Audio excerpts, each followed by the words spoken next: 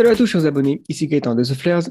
On se retrouve pour un épisode de la série La Prospective. Dans cet épisode, je reçois Claude Sémet, physicien nucléaire spécialisé en mécanique quantique et enseignant à la faculté des sciences de l'université de Mons en Belgique. Nous allons parler de sphères de Dyson, mégastructures, astro-ingénierie, le futur de l'humanité dans l'espace, le paradoxe de Fermi ainsi qu'un détour dans la physique quantique. Une conversation fascinante sur les potentiels de l'ingénierie exploratoire. Installez-vous confortablement avec une petite boisson et un snack si vous décidez de regarder ce podcast sur YouTube. Ou alors vous pouvez le télécharger directement en audio sur votre téléphone en cherchant The Flair sur l'application de podcast que vous écoutez. Si vous aimez ce genre de conversation, le meilleur moyen pour nous le faire savoir et nous soutenir, c'est de mettre un j'aime, un commentaire ou une revue sur l'application de podcast que vous préférez afin que les algorithmes recommandent le plus possible le podcast La Prospective ou le podcast Humain Demain, mais également la chaîne YouTube en général. Voilà, c'est le genre de petits gestes qui nous aident grandement. Et tout de suite, place au podcast, c'est parti. Bienvenue sur le podcast de Flair. Alors merci encore Claude d'avoir accepté mon invitation pour discuter en particulier des sphères de Dyson, mais pas que. On va certainement digresser dans différents sujets sur l'astrophysique en général, etc. et même aussi sur ce que tu fais. Mais d'ailleurs, j'aimerais bien te poser la question... si tu peux te présenter ton parcours et sur quoi travailles-tu? Ça va. Merci beaucoup pour l'invitation. C'est avec beaucoup de plaisir que je répondrai à tes questions. Alors, donc, mon nom, c'est Claude Sémet. Je suis professeur à l'Université de Mons en Belgique. J'enseigne différentes matières, de calcul tensoriel, la relativité restreinte, la mécanique classique, la mécanique quantique et un peu de matière de ma spécialité qui est la physique hadronique. Alors, au point de vue recherche, je travaille essentiellement sur les petites particules, donc c'est-à-dire ce qu'on appelle les hadrons, les particules qui sont composées de quarks. Et les quarks, c'est les constituants les plus élémentaires que l'on connaît actuellement pour la matière. Et j'ai un autre volet de mes recherches aussi, qui est la résolution des systèmes quantiques à grand nombre de particules. Très bien. Alors, j'ai prévu en fin d'émission d'ouvrir un petit peu la parenthèse sur la physique quantique, qui est un sujet fascinant, mais on va s'intéresser plus à l'infiniment grand dans ce podcast. Notamment, donc j'ai assisté à en ligne, enfin j'ai vu sur YouTube une de tes conférences sur les sphères de Dyson et ça m'a donné envie d'en parler. Et donc, je pense qu'avant peut-être d'entrer dans le cœur du sujet, peut-être donner un peu de contexte sur notamment ce qu'on appelle la classification de civilisation avancée de Kardashev. Alors, la classification de Kardashev, c'est une proposition de classification de civilisation extraterrestre ou même la nôtre dans le futur, qui a été proposée par Nikolai Kardashev, qui est un astrophysicien russe, décédé il y a peu de temps d'ailleurs. Et donc, l'idée, c'est de se dire, si on veut rechercher une civilisation extraterrestre, il serait peut-être bon d'essayer de les classifier pour voir à quoi on peut s'attendre. Et c'est assez naturel d'imaginer qu'une manière de classer les civilisations, c'est leur consommation d'énergie. Il faut dire, par exemple, que depuis l'aube de l'humanité, évidemment, le nombre d'êtres humains a augmenté, mais la quantité d'énergie dépensée par un être humain a beaucoup plus vite augmenté encore. Et donc, c'est une manière intelligente de classer les civilisations. Alors, le niveau qu'on appelle le niveau 1, et en fait le niveau K1 en l'honneur de Kardashev, c'est une civilisation qui serait capable d'utiliser toutes les ressources qui sont disponibles sur sa planète. Alors, ça peut vouloir dire à peu près tout et n'importe quoi. Ça peut vouloir dire de l'éolien, du solaire, du nucléaire, de la géothermie. Enfin, c'est tout ce qui est possible d'exploiter, mais au niveau de la planète. Une civilisation. Alors, on n'est pas encore tout à fait au stade K1, évidemment. Une civilisation de type K2, c'est une civilisation qui serait capable d'utiliser toute l'énergie disponible dans son système solaire. Et ça, en pratique, ça veut dire capter toute l'énergie émise par son étoile. Et là, on arrive au concept de sphère de Dyson, qui est un instrument qui permet justement de collecter l'énergie d'une étoile. Et enfin, le dernier stade, le stade K3, c'est une civilisation qui serait capable de collecter toute l'énergie de sa galaxie. C'est-à-dire, elle doit être capable, évidemment, d'avoir maîtrisé le voyage interstellaire pour avoir, en fait, construit des sphères de Dyson autour de la plupart des étoiles de cette galaxie. Alors, il faut avouer maintenant, on a un peu augmenté cette classification. On parle parfois de stade K4. Ça, c'est une civilisation qui aurait réussi à maîtriser toute l'énergie d'un groupe de galaxies. On parle même de stade K5 ou de stade oméga en imaginant une civilisation qui a pu se répandre dans tout l'univers qui lui est accessible par ces lois de la physique. Mais bon, en général, on se tient à K1, K2, K3. C'est déjà pas mal. Oui, c'est vrai que j'ai déjà entendu dire aussi qu'il y avait des sortes de super... une extension de l'échelle traditionnelle avec K5, K6. Puis en plus, on n'a pas vraiment l'air de vivre dans un univers qui contient une civilisation K5, par exemple, ou K6. Oui, il n'y a probablement pas de civilisation de stade K3 au sein de notre galaxie, sinon elle serait extrêmement visible, ou alors il y a une civilisation qui est en route vers le stade K3, mais qui est encore suffisamment loin de nous pour qu'on ne puisse pas la détecter. Ce qu'on a fait aussi, c'est essayer de découvrir des civilisations de stade K3 dans les galaxies environnantes. Et ça, on peut le faire assez simplement par des mesures photométriques, c'est-à-dire qu'on va mesurer la luminosité des galaxies voisines et mesurer aussi la vitesse de rotation et la vitesse de déplacement des étoiles au sein de cette galaxie. Ça, ce sont des choses qu'on peut faire sans trop de difficultés. Et l'idée, c'est que si dans une galaxie voisine, une civilisation a atteint un niveau K3, ça veut dire qu'elle a mis des sphères de Dyson autour d'une grande partie de ses étoiles. Donc, ça veut dire que tout en ayant beaucoup d'étoiles, elle sera très peu lumineuse. Et donc, en essayant de deviner quel est le bon rapport luminosité, nombre d'étoiles qui est anormal, on peut essayer de détecter une civilisation de stade K3 dans notre voisinage. Mais jusqu'à présent, on n'en a pas trouvé. Enfin, rien qui soit suffisamment concluant pour qu'on puisse imaginer une civilisation de stade K3 dans les galaxies qui nous avoisinent à quelques millions d'années-lumière de distance. C'est assez intéressant qu'on soit capable de faire ce genre de calcul, quoi, en étant dans une galaxie si loin des autres, hein, parce que la distance entre les galaxies est quand même gigantesque, oui. Qu'on soit capable avec un certain degré de certitude, dire bon, il semblerait qu'il n'y ait pas en tout cas de grandes civilisations galactiques qui fait des trucs. Voilà, sur les critères qu'on s'est donnés, en tout cas, on n'a rien trouvé. Peut-être qu'on n'a pas bien cherché, peut-être qu'on pourrait imaginer d'autres critères, mais ceux sur lesquels on a cherché ne nous ont pas permis de trouver quoi que ce soit d'intéressant ou de significatif. Oui, parce qu'il y a souvent une critique une sorte de contre-argument sur la classification de Kardashev, c'est de se dire que finalement, la mesure d'une croissance énergétique d'une civilisation, c'est peut-être vrai jusqu'à un certain stade, mais après, peut-être que les civilisations très avancées, soit elles font des choses qui sont indétectables, parce qu'elles utilisent finalement une nouvelle technologie, un ensemble de nouvelles physiques, technologies qui nous permettent de... On ne connaît pas, effectivement.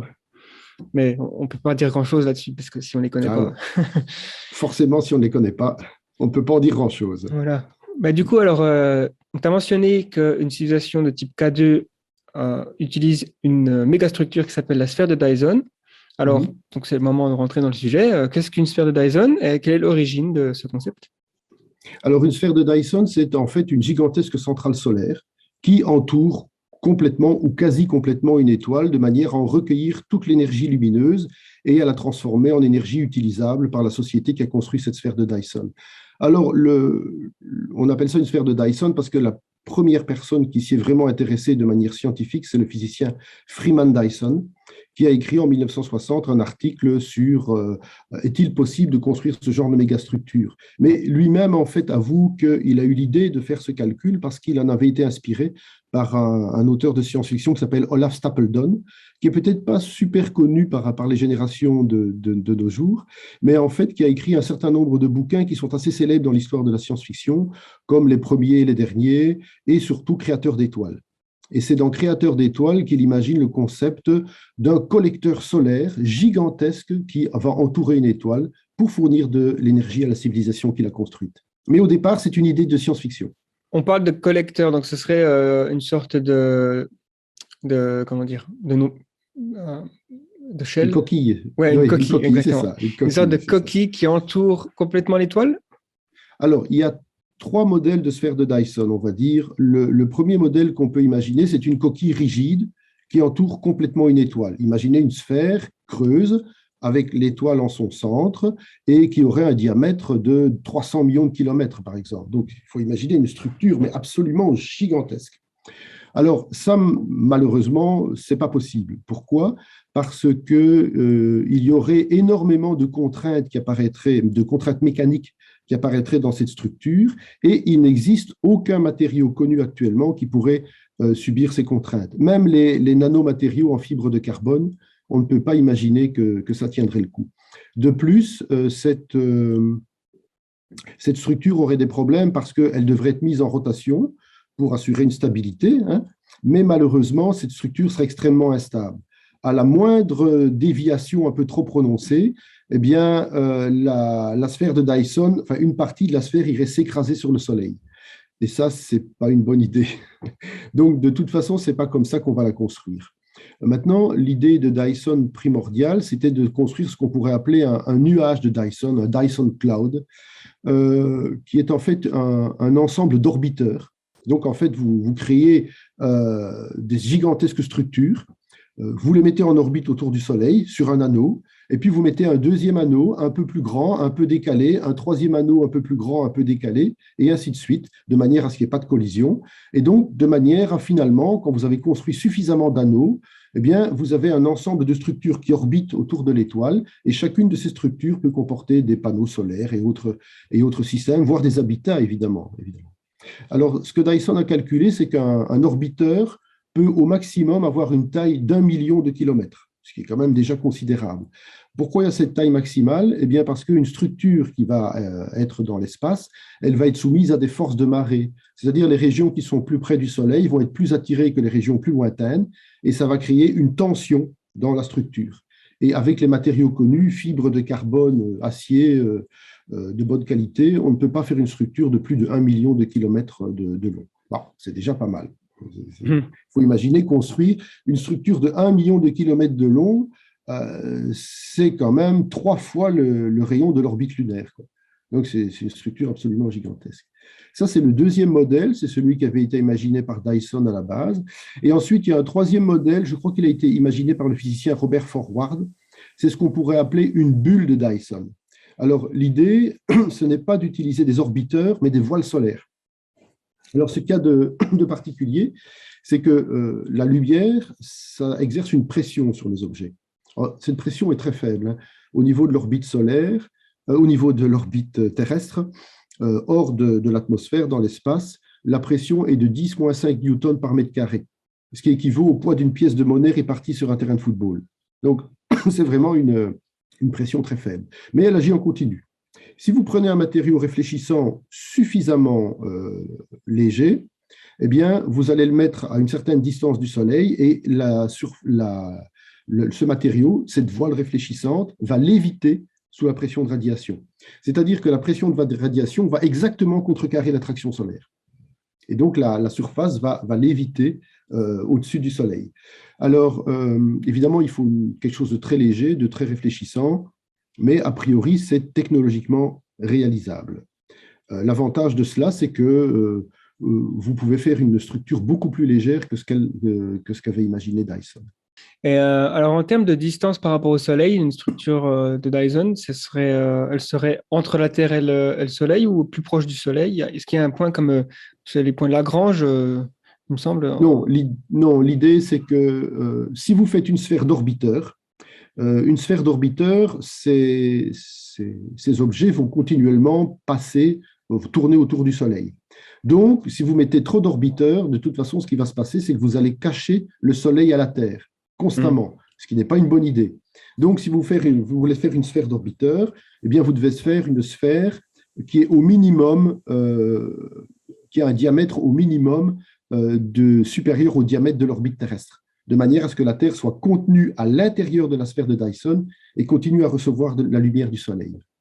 Si vous faites une sphère de voiles solaires, c'est différent, parce que les voiles solaires ne bougent pas, elles sont statiques. Donc, vous pouvez les mettre beaucoup plus près du Soleil et simplement éviter de mettre des voiles solaires dans le plan de l'écliptique, de manière à ce qu'il y ait toujours une bande libre et que la lumière du Soleil ne soit jamais interceptée par les voiles solaires et continue à inonder la Terre et les autres planètes du système solaire.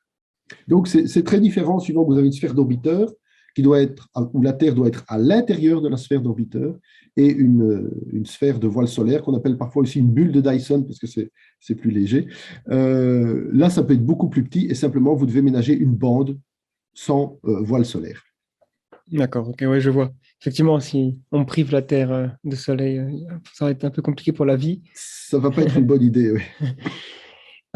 Et en termes de rendement énergétique, alors, est-ce qu'il y a déjà des estimations qui sont faites si on arrive alors, est-ce qu'on serait capable de capter 90% de output ou... ou plus? En théorie, vous pourriez capter la totalité de l'énergie lumineuse, mais les machines thermiques ont un rendement. Les lois de la thermodynamique sont absolument impitoyables et vous ne pouvez pas transformer 100% de l'énergie que vous recevez en énergie utilisable. On peut imaginer en énergie électrique, par exemple, ou d'autres formes d'énergie. Hein. Mais il y aura de toute façon un rendement. Alors, les meilleures machines que l'on peut imaginer ont des rendements de 30-35%, quelque chose comme ça.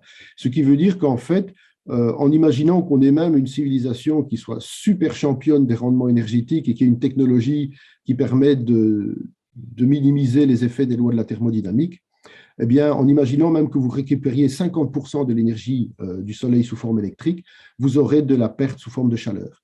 Ce qui veut dire que la sphère de Dyson va être portée à une certaine température et va émettre de l'infrarouge, ce qui va permettre de la détecter à très grande distance. Parce que, si vous regardez une sphère de Dyson de très loin, en imaginant que cette sphère de Dyson a complètement recouvert l'étoile, eh bien, vous aurez un objet massif, mais qui sera plus lumineux du tout, par contre, qui va émettre beaucoup en infrarouge. Et donc, ça, c'est une manière de détecter des sphères de Dyson. Et c'est comme ça qu'on procède actuellement pour essayer de les détecter. Parce que j'avais aussi entendu un projet un peu hypothétique aussi, c'était donc, étant donné qu'il y a une radiation de température, enfin de la chaleur, effectivement, on ne peut pas tout capter, donc il y a une émission de chaleur, ce serait de mettre un autre layer, on va dire. Ah oui, donc des coquilles imbriquées les unes dans les autres. Voilà. Alors, on pourrait imaginer ça, mais vous pouvez imaginer, par exemple, différentes coquilles avec des bulles ou des différentes sphères d'orbiteurs. Il y a quand même des limites à ce qu'on peut faire, toujours à cause des lois de la thermodynamique, parce que si vous imaginez une première coquille, comme elle a un rendement fini, elle va être portée à une certaine température. Si cette température est relativement basse, elle va émettre de l'infrarouge. Et cet infrarouge, c'est de l'énergie extrêmement dégradée qu'il va être très, très difficile d'utiliser dans une couche supplémentaire. Si vous voulez pouvoir l'utiliser dans une couche supplémentaire, il faut que la première couche soit portée à très haute température pour que son émission soit des longueurs d'onde plus courtes, plus facilement utilisables. Mais alors, vous allez avoir un problème parce que votre sphère de Dyson plus interne va fonctionner à haute température et ce n'est pas sûr qu'on puisse faire fonctionner des machines à très haute température pendant un temps très long. Donc, je ne suis pas sûr que ce soit une bonne idée, d'autant plus que si vous avez déjà une première couche de sphère de Dyson, vous allez pouvoir déjà recueillir une quantité d'énergie absolument colossale. Et on peut même se demander qu'est-ce qu'une civilisation va faire de tout ça, en fait. Donc, ce n'est pas forcément une bonne idée de mettre plusieurs coquilles imbriquées les unes dans les autres, sauf peut-être avec des technologies très innovantes que l'on ne maîtrise pas encore actuellement. C'est justement la question qu'on peut se poser, effectivement, c'est justement... avec autant d'énergie récoltée, donc littéralement l'énergie du soleil quasiment à 100%, qu'est-ce qu'on peut imaginer qu'une civilisation pourrait faire? Pourquoi souhaiter autant d'énergie? En fait, c'est difficile à dire parce qu'on n'est pas arrivé à ce stade-là et il est très difficile d'imaginer ce qu'une civilisation qui aurait des milliers, voire des millions d'années d'avance sur nous pourrait faire de toute cette énergie. Je suis sûr qu'elle trouverait des choses auxquelles on n'a vraiment pas pensé actuellement, mais on peut essayer d'imaginer un certain nombre de choses. Par exemple, une des idées, c'était qu'une sphère de Dyson pourrait être convertie en cerveau matrioshka. Un cerveau matrioshka, c'est un concept aussi, il y a plusieurs coquilles imbriquées les unes dans les autres, mais vous pouvez très bien imaginer une seule coquille et l'énergie recueillie par la sphère de Dyson servirait essentiellement à faire fonctionner un méga ordinateur qui aurait la taille de la sphère de Dyson, ou pratiquement. Et donc, pourquoi faire fonctionner un ordinateur comme celui-là? D'abord, peut-être pour essayer de résoudre les mystères de l'univers, ou tout simplement pour créer une gigantesque simulation dans laquelle des intelligences artificielles pourraient vivre. Donc, elles se créeraient leur propre univers sur mesure, dans une gigantesque simulation qui serait portée par des millions, des milliards d'ordinateurs et qui serait alimentée par cette sphère de Dyson. Ça, c'est une possibilité. Une autre possibilité, c'est qu'une civilisation pourrait utiliser la sphère de Dyson, par exemple, pour fabriquer d'énormes quantités d'antimatière et se servir de cette antimatière comme carburant pour des vaisseaux interstellaires. Et de là, coloniser les autres étoiles, voire toute la galaxie. Une troisième possibilité, c'est d'utiliser la sphère de Dyson pour déplacer son Soleil. Alors, en principe, avec une méga structure, vous pouvez déplacer votre propre étoile. C'est pas rapide, c'est très lent, mais en théorie, vous pourriez le faire. Alors, pourquoi vous allez déplacer votre propre étoile? Peut-être parce que la civilisation va détecter que dans 5 millions d'années, il va y avoir un gros problème. Une autre étoile va passer à proximité, une supernova va éclater, ou que sais-je encore. Et dans ce cas-là, la civilisation, si elle dispose de beaucoup, beaucoup de temps devant elle, elle peut imaginer déplacer son Soleil pour l'écarter du danger. Alors, c'est pas rapide, hein, je regarde un peu mes notes, mais avec un certain type de propulseur qu'on appelle un propulseur Shkadov, vous pouvez vous déplacer de 1/10 de parsec après 1 million d'années, avec un propulseur Kaplan 10 parsecs après 1 million d'années. Alors, bon, c'est pas tout à fait négligeable, mais ça prend du temps. Mais vous pourriez imaginer déplacer votre étoile ou l'espèce humaine dans un futur plus lointain, déplacer son Soleil avec une structure qui est équivalente à une sphère de Dyson. C'est vrai que c'est un ensemble de capacités qui nous paraît extrêmement... c'est presque des choses divines, quoi. Oui, mais ça peut paraître de la science-fiction, et ça l'est à l'époque actuelle, parce qu'on n'est pas capable de faire ça. Mais il faut bien comprendre qu'une sphère de Dyson, un cerveau Matryoshka, un propulseur Shkadov ou Kaplan, ça ne contredit en rien les lois de la physique connues. Et c'est des technologies que l'on peut déjà imaginer maintenant. Simplement, on n'a pas les moyens de le réaliser parce que ça demande une croissance de notre civilisation qui est au-delà de ce que l'on peut imaginer actuellement. Il faut conquérir tout à fait notre système solaire, être capable de démanteler des planètes, de construire une sphère de Dyson. C'est une tâche titanesque et qui n'est absolument pas à la portée de l'espèce humaine pour le moment, mais qui est peut-être à la portée d'une autre espèce plus ancienne que la nôtre et qui ne contredit en rien les lois de la physique et qui ne fait appel qu'à de la technologie que l'on peut parfaitement imaginer maintenant. Donc oui, c'est de la science-fiction, mais non, ça ne l'est pas tout à fait quand même. C'est flagrant. Et je pense que ce qui est intéressant avec l'idée de cerveau Matryoshka, donc en fait avoir une sorte de capter autant d'énergie pour alimenter un ordinateur qui finalement deviendrait une sorte de simulation interactive. La question, c'est est-ce qu'on est déjà dans une telle simulation? Et je sais qu'il y a beaucoup de personnes qui se posent déjà la question. Bon, c'est vu en termes de philosophie, c'est des questions qui se sont posées depuis au moins, je dirais, Platon, Bouddha, Oui. donc, plusieurs siècles avant Jésus-Christ. Et aujourd'hui, on a l'argument de la simulation. Ils sont assez pris au sérieux par certains académiques. Mais, oui, tout à fait. Oui. C'est vrai qu'on pourrait... L'idée, c'est ce qu'ils appellent des simulations d'ancêtres. Donc, Oui. on pourrait se dire qu'il y a beaucoup de valeurs à pouvoir étudier une sorte de branche de l'histoire, par exemple. Déjà aujourd'hui, j'imagine qu'il y a beaucoup de personnes dans les sciences sociales qui adoreraient pouvoir étudier ce qui se serait passé si l'URSS avait remporté la guerre froide ou des genre de choses. Si ça se trouve, nous-mêmes dans une simulation. Bon. Oui, tout à fait. On peut imaginer la chose suivante. En fait, le vrai problème pour savoir si on est dans une simulation ou pas, c'est de se demander, alors, nous sommes des créatures conscientes. Je sais que j'existe, j'ai une expérience subjective de la réalité, et je peux imaginer que toi aussi, qui m'interroges, comme tu es fait comme moi, comme tu es un être humain, tu as un cerveau, tu as la même biochimie, le même métabolisme, il n'y a pas de raison que je ne puisse pas imaginer que tu n'es pas conscient de toi-même et que toutes les personnes qui nous écoutent, qui vont nous écouter, ont aussi une conscience d'elles-mêmes. Donc, le problème, c'est de savoir, est-ce qu'une simulation informatique peut avoir conscience d'elle-même?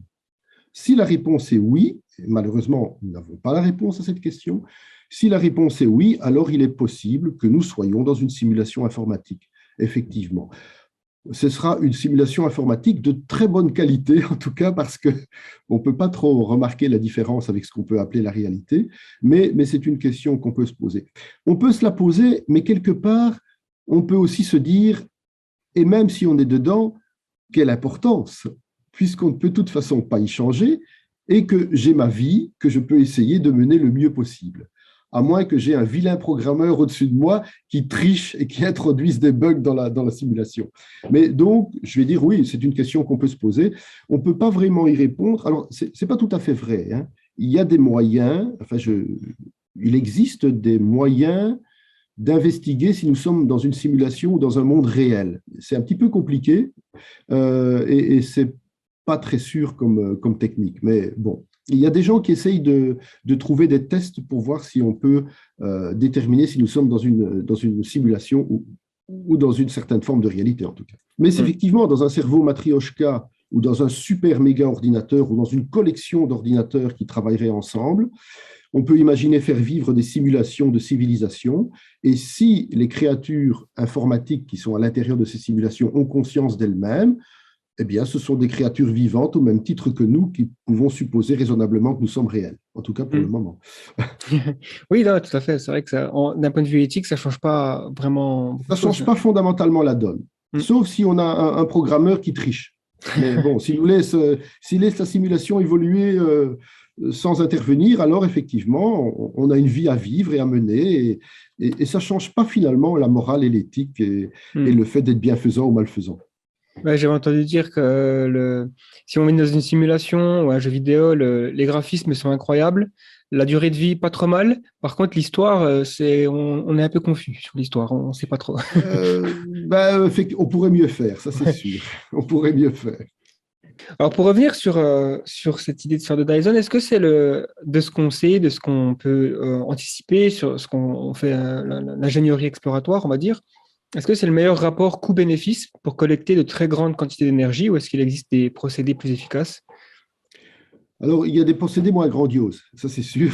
Voilà. On peut parfaitement imaginer qu'une civilisation ne se lance pas dans un méga projet comme une sphère de Dyson, mais qu'elle se contente, par exemple, si elle peut maîtriser la fusion thermonucléaire, à ce moment-là, tout ce dont elle a besoin, c'est de l'hydrogène, du deutérium, de l'hélium-3 éventuellement, et ça, il y en a des quantités colossales dans nos océans, en tout cas du deutérium. Et si on veut autre chose qui serait plus efficace pour faire de la fusion thermonucléaire, c'est-à-dire par exemple de l'hélium-3, il y en a énormément sur Jupiter. Alors, je crois que ce serait moins difficile d'aller chercher de l'hélium-3 sur Jupiter plutôt que de construire une sphère de Dyson. Alors, ça produirait moins d'énergie, évidemment, que ce que pourrait produire une sphère de Dyson, mais ça pourrait nous donner accès à des quantités d'énergie absolument colossales qu'on aurait des difficultés à imaginer même maintenant. Mais ce sont des projets qui sont quand même importants. Aller chercher le gaz de la planète Jupiter, ce n'est pas évident non plus. C'est sans doute moins compliqué que de construire une sphère de Dyson. On peut imaginer aussi d'autres choses, mais qui sont peut-être plus compliquées qu'une sphère de Dyson, c'est d'utiliser l'énergie d'un trou noir. Donc, une civilisation qui vivrait autour d'un trou noir ou qui s'arrangerait pour vivre autour d'un trou noir pourrait recueillir énormément d'énergie en extirpant de l'énergie du trou noir. Ça, c'est tout à fait possible. Par un procédé qui a été imaginé par Roger Penrose. C'est un physicien britannique qui a reçu le prix Nobel il y a quelques années pour ses travaux sur la gravitation. Donc, il y a d'autres moyens. Mais la sphère de Dyson reste quand même quelque chose d'assez... c'est une idée assez intéressante et je dirais que ce serait assez tentant pour une méga civilisation de se lancer dans un tel projet. Et ce serait une manière, comme une autre, mais une manière extrêmement efficace de recueillir des quantités d'énergie colossales. C'est vrai que je me demandais s'il y avait un moyen peut-être de calculer combien de centrales à fusion nucléaire il faudrait construire dans le système solaire, plusieurs sur Terre, plusieurs sur Mars, plusieurs un peu partout, pour arriver à un équivalent à la sphère de Dyson. C'est pas possible. C'est tout simplement pas possible. Il n'y a pas assez de carburant de matériaux fusibles avec lesquels on peut faire la fusion thermonucléaire pour arriver à l'équivalent de ce que le Soleil nous fournit à chaque instant. Ok, bon, c'est bon à savoir. Donc, il y a quand même une motivation. Oui, si on veut aller au-delà, si on veut travailler avec une échelle nettement plus importante, oui, alors il faut construire une sphère de Dyson. Si on veut bouger son Soleil aussi, on n'a pas le choix. Il n'y a pas moyen autrement. D'ailleurs, pour faire bouger son Soleil, ce serait quel dispositif exactement? Est-ce qu'on fait une sorte de Dyson partout, sauf autour d'un petit point? Non, alors on fait une demi... Alors, il y a deux procédés connus que les gens sur lesquels ils ont travaillé un peu plus. La demi-sphère de Dyson. Donc, en fait, comment ça marche? Bien, imaginez une fusée, quand vous avez du carburant qui explose dans la tuyère, ça explose dans toutes les directions, mais ça ne peut sortir que dans une seule, ce qui assure la poussée à l'opposé de l'évacuation des gaz. Eh bien, l'idée, c'est la même chose avec le Soleil, mais en utilisant les photons, la lumière émise par le Soleil. L'idée, c'est donc en fait de créer une demi-sphère de Dyson. Dans ce cas-là, toute la lumière émise par le Soleil va être réfléchie dans une seule direction, et ça va induire un déséquilibre qui va pousser le Soleil dans la direction où se trouve la sphère de Dyson, puisque la lumière sera émise dans l'autre direction. Alors, il y a quand même des petits problèmes. Si vous faites une demi-sphère, c'est très stable, mais ça renvoie la lumière vers le Soleil. Et donc, vous allez modifier le bilan thermique du Soleil, ça pourrait être dangereux. Ce que vous pouvez faire d'autre, c'est non pas construire une demi-sphère, mais une parabole. Et cette parabole, alors, va renvoyer les rayons parallèlement à l'axe de la parabole, et donc là, ça ne va plus toucher le Soleil. Et donc là, c'est plus efficace. Malheureusement, une parabole, c'est instable, donc il faudra constamment corriger la disposition des voiles solaires. Mais donc ça, c'est une idée, c'est ce qu'on appelle un propulseur passif. Vous n'avez rien à faire, vous mettez vos voiles et vous laissez faire la lumière.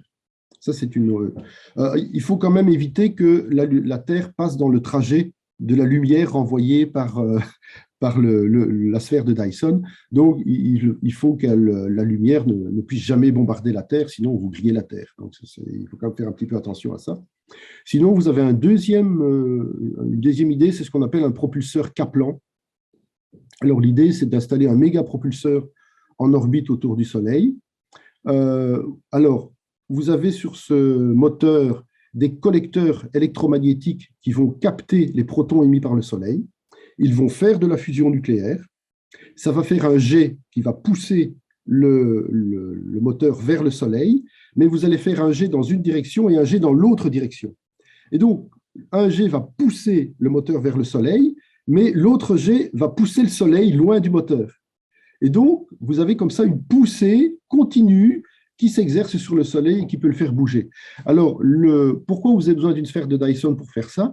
Parce que tout simplement, vous n'arriverez jamais à collecter suffisamment de protons pour alimenter votre moteur. Donc, vous allez devoir construire une sphère de Dyson autour du Soleil qui va collecter l'énergie lumineuse émise par le Soleil et qui va bombarder le Soleil en un certain point pour l'obliger à extraire des protons.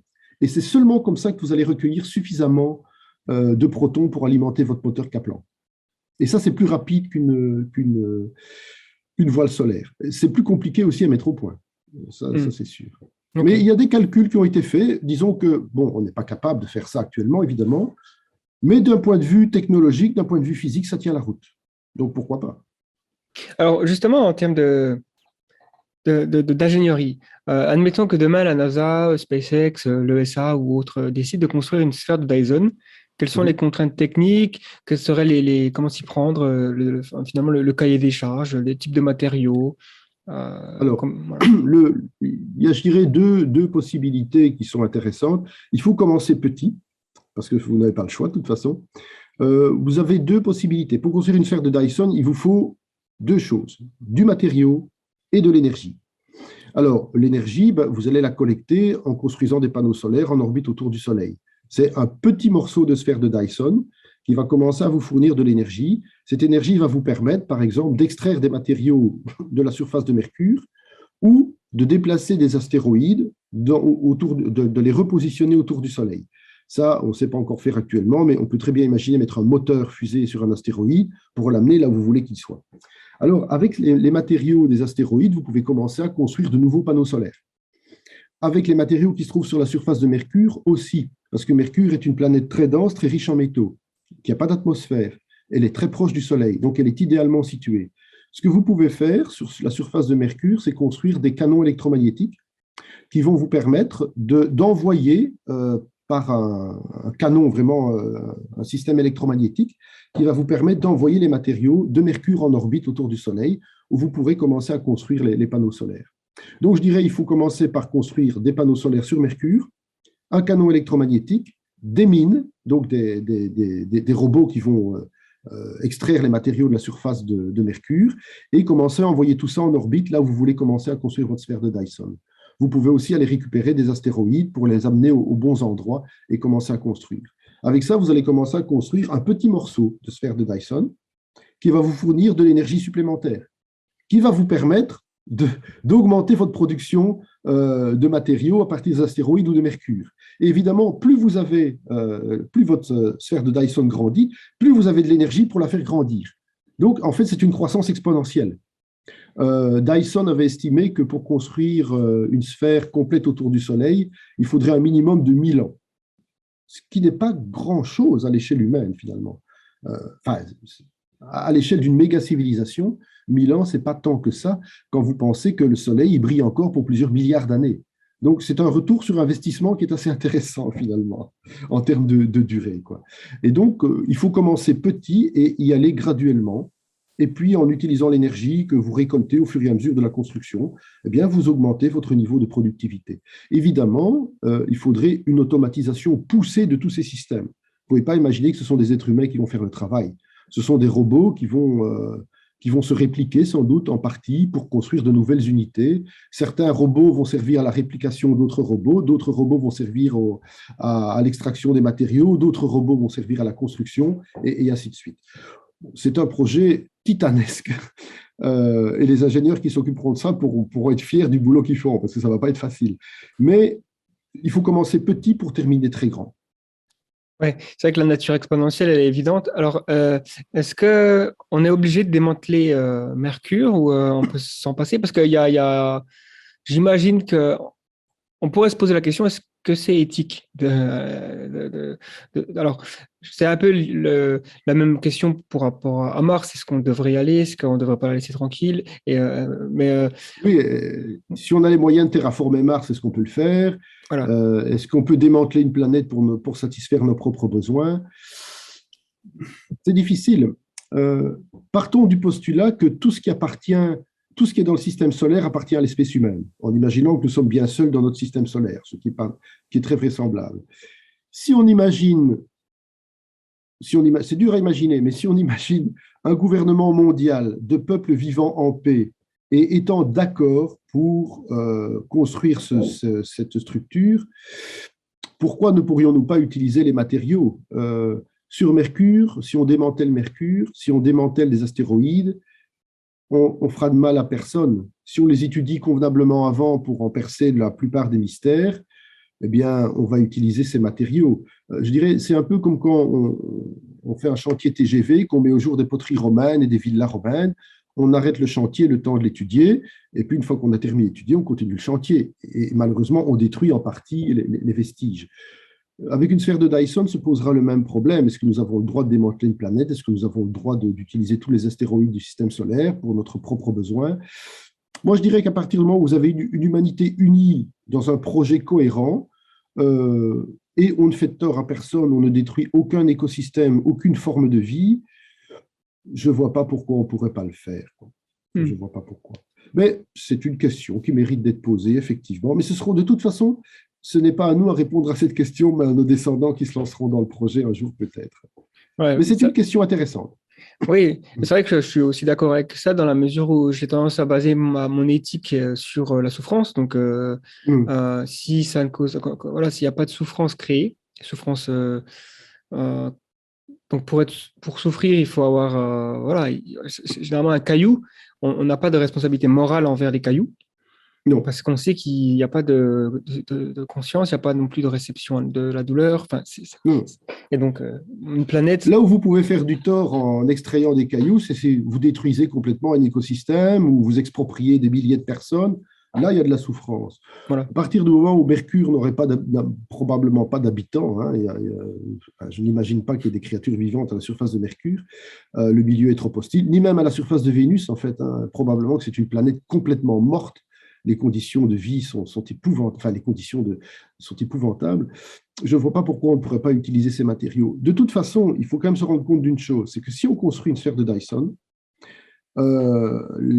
si l'humanité se lance dans ce travail, ou si une autre civilisation extraterrestre se lance ou s'est lancée dans ce travail, il faut absolument débarrasser tout le système solaire de tous ces débris.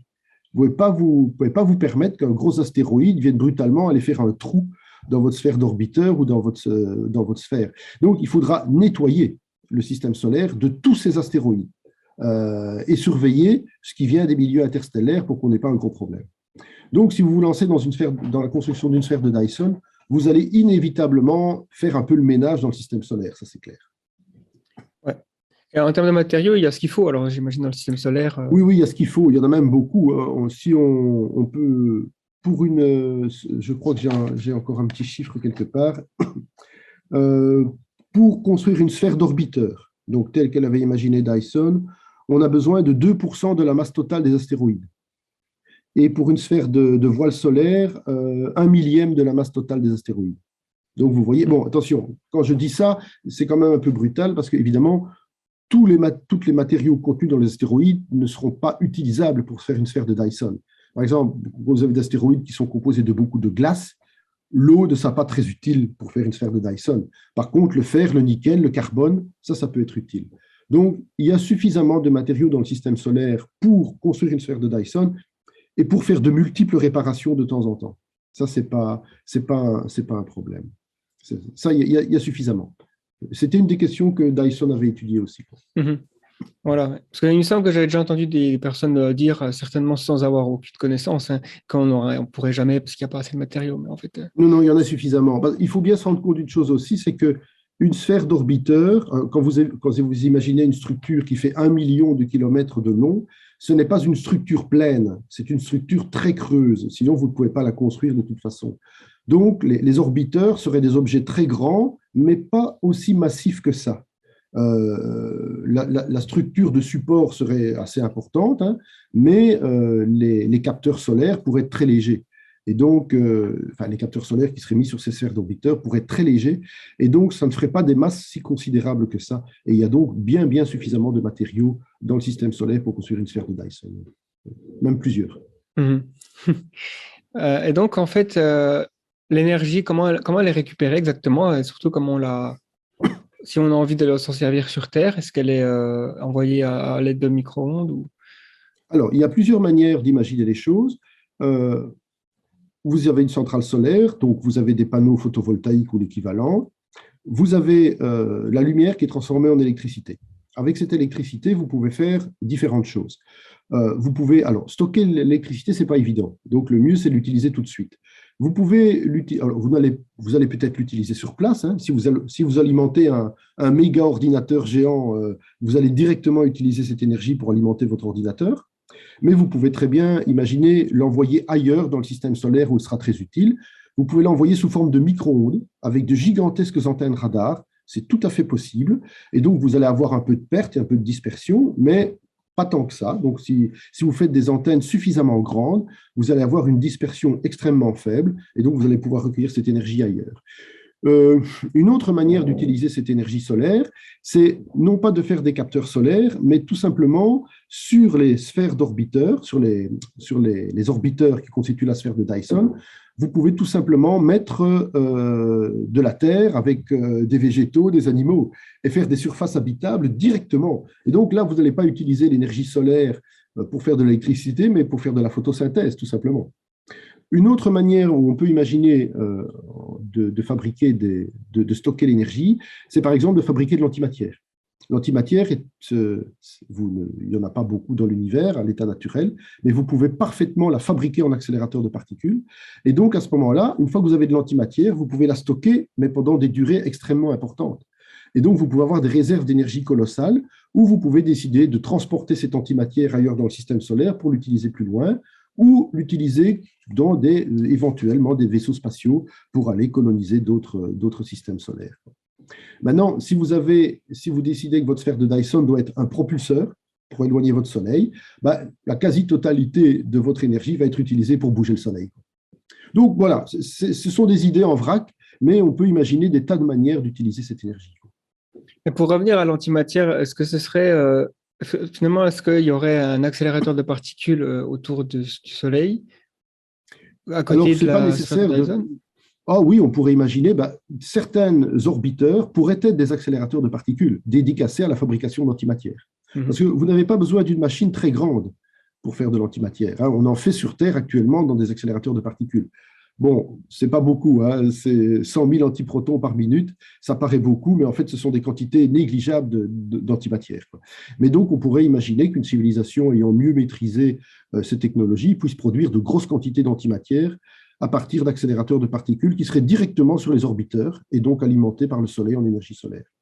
C'est tout à fait envisageable. Il y a une question par rapport on va dire une sorte de... Si on devait un petit peu faire un peu de projection, c'est-à-dire on regarde un peu où on en est aujourd'hui, sachant qu'on est, comme tu disais au début, si on prend l'échelle de Kardashev, on est à peu près 0,7, il me semble. Oui, quelque chose comme ça, oui. Donc, si on estime, voilà, est-ce qu'il y a une sorte de plan de route qui nous permet d'envisager vers quel siècle on pourrait tenter, où on aurait la capacité technologique et d'ingénierie voilà, de devenir une civilisation K2, d'avoir une sphère de Dyson? Civilisation K1, disons, on pourrait très bien l'atteindre, si on ne fait pas trop de bêtises, on pourrait l'atteindre d'ici un siècle. Je pense que ce serait tout à fait faisable. Et une civilisation de type K2, eh bien, si la civilisation décide de se lancer dans ce genre de projet, Dyson avait estimé 1000 ans pour construire une sphère de Dyson complète autour de notre Soleil. Bon, c'est peut-être optimiste, hein, mais même en imaginant 10 000 ans, ben, en fait, 10 000 ans à l'échelle de l'humanité, ça paraît énorme comme ça, mais il faut bien penser qu'il y a 25 000 ans, ben, il y avait déjà des êtres humains qui peignaient de magnifiques chefs-d'œuvre dans les grottes. Et donc, on a fait du chemin depuis. Ben, dans 10 000 ans, on pourrait encore faire beaucoup plus de chemin et peindre notre soleil avec une sphère de Dyson, quoi. Mais je dirais, les lois de la physique font que vous ne pouvez pas faire ça très rapidement, ça c'est clair. Mais à l'échelle de quelques millénaires, c'est possible. D'accord. Ouais. Et on pourrait commencer potentiellement dans 200 ans, par exemple, quelque chose comme ça. On peut commencer la sphère de Dyson dans un siècle, à mon avis. Hein. Ce n'est pas un problème. Si ça demande de commencer à développer des infrastructures spatiales de grande envergure, beaucoup plus grandes que ce que l'ISS est actuellement.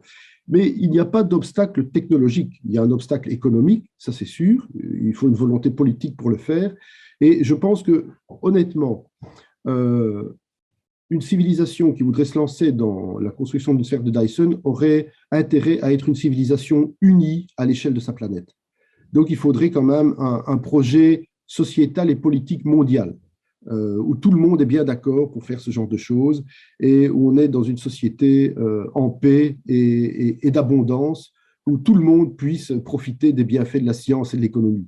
Si on a ce stade-là, si on arrive à ne pas détruire nos écosystèmes et à les préserver, alors on peut se lancer dans ce genre de projet.